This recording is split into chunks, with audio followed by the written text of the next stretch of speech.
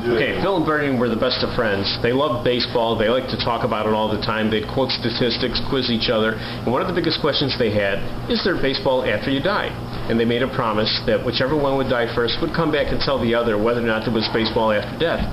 Well, one day, Phil died, and his friend was very sad to see him go, but he remembered that he promised that he would come back and tell him whether or not there was baseball after he died. 2 months after Phil died, in the middle of the night, Bernie's sleeping and feels a tap on his shoulder, and it's Phil. He turns over and says, Phil, it's you. You really came back? He says, sure, I came back. We made a deal, remember? He says, so, what's the story? Is there baseball after you die? He says, well, there's good news and bad news. He says, well, what's the good news? Good news is, yes, there is baseball after you die, and it's the best.